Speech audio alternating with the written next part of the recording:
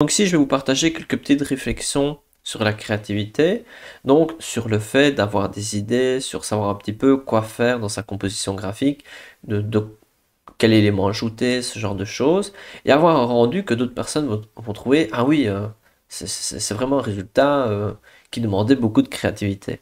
Et donc ici, on va regarder un petit peu certaines réflexions sur la créativité. Tout d'abord, une petite citation ici. La créativité est l'art de dissimuler vos sources.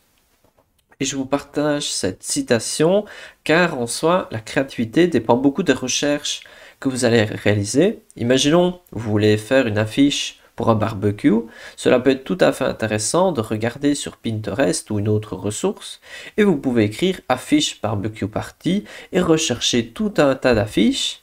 Vraiment regardez beaucoup, peut-être en regarder 50, 100, faire vraiment une grande recherche, sélectionnez les affiches qui vous inspirent et ensuite vous pouvez faire un mix avec toutes les bonnes idées prises un petit peu partout et vous pouvez créer quelque chose de vraiment sympathique en prenant les meilleures idées des autres personnes, car voilà, il y a plein de personnes qui ont des bonnes idées, et vous pouvez faire un mix de tout ça et l'adapter à votre situation.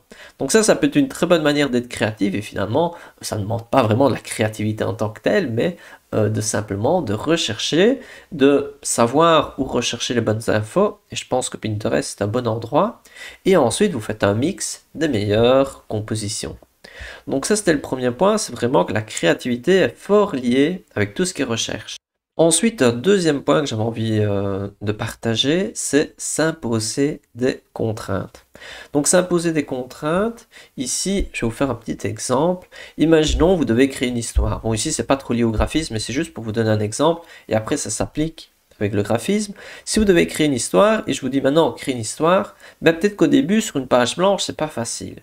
Et alors, si vous vous imposez des contraintes, par exemple ici, moi je vais dans éléments, et je mets personnage, histoire, je pourrais rajouter un crapaud, ensuite ici le livre, plus, imaginons des animaux, et la sirène, et peut-être ceci, et peut-être même celui-là. Et maintenant, qu'est-ce que je pourrais faire? J'ai ajouté tout un tas de contraintes, car je peux me dire maintenant je vais créer une histoire avec ces différents personnages. Et maintenant que j'ai ces différents personnages, mon cerveau sera obligé de trouver une solution où cet ensemble d'éléments, quasi plus de batterie. Et maintenant, le but, ce sera de faire cohabiter tous ces éléments dans la même histoire. Et donc, qu'est-ce qui va se passer? Ben, inévitablement, maintenant, je pourrais me dire, ah oui, mais en fait, il y avait un loup qui a croisé un crapaud, et ensuite le sorcier est venu et a fait disparaître le prince crapaud, et la sirène qui a remarqué la disparition du prince crapaud est allée voir les animaux qui lui ont conseillé de lire le livre magique, car le crapaud était sûrement caché là-bas. Ici, c'est juste des idées, mais c'est pour vous montrer comment, en imposant des contraintes, le cerveau va réussir à relier les différents éléments et à tisser une histoire qui va facilement unir l'ensemble. Et donc notre histoire, elle va se trouver un peu dans cet espace. Et si vous n'ajoutez pas des contraintes, ben, ça sera difficile d'avoir des idées. Et les contraintes, ça ne doit pas être seulement des personnages, cela pourrait tout à fait. Imaginons, je dois faire une affiche, mais je me décide, allez, je fais une affiche au format A4.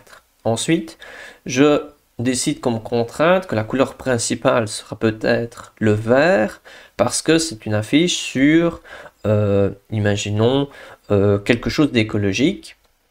Et donc, je veux que le vert soit la couleur dominante. Ensuite, je veux que cette affiche soit seulement composée de ce type d'éléments-là. Voilà, plus vous êtes précis dans vos contraintes, et plus ensuite ça va être facile d'avoir des idées, car après vous allez pouvoir faire des recherches pertinentes aux différentes contraintes que vous êtes imposées, et vous allez pouvoir créer votre composition, votre histoire ou tout élément.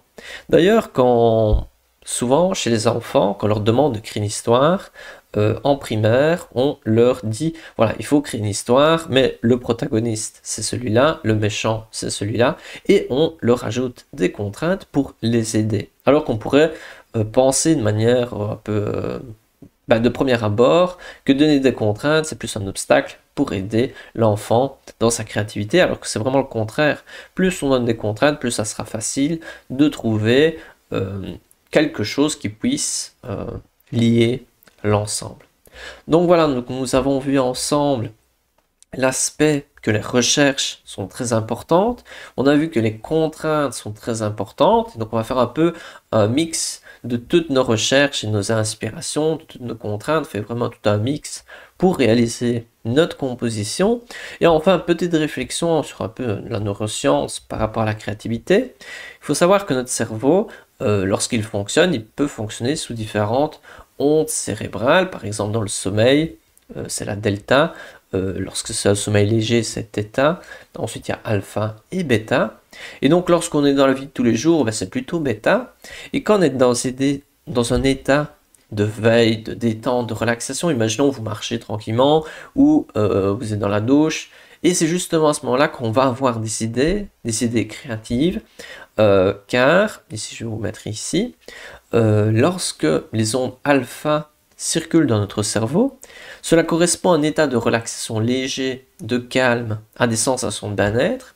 Et lorsque nous sommes câblés en ondes alpha, notre état de conscience est plus profond. Nous sommes bien présents à ce que nous faisons, un peu entre veille et sommeil.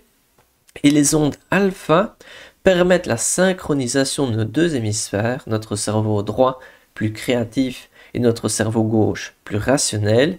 Et elles sont comme ça facilitatrices de la créativité, des apprentissages. Et donc, qu'est-ce que je veux dire avec ça? C'est que lorsque l'on est dans cet état d'onde alpha, on peut être plus créatif. Et donc, si vous ne trouvez pas la solution, vous êtes voilà, sur votre ordi, vous n'arrivez pas à trouver la solution, n'hésitez pas à aller marcher un petit quart d'heure et vous allez avoir des petites idées.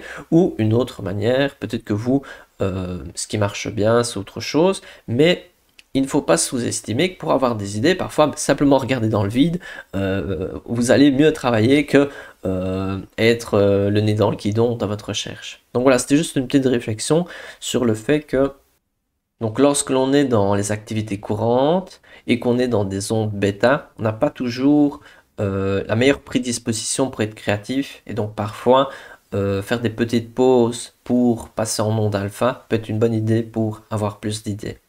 Et donc pour conclure ce chapitre, pour être créatif, on a vu 3 points importants: réaliser des recherches, s'imposer des contraintes et aussi ne pas négliger tout ce que j'ai dit par rapport aux ondes alpha.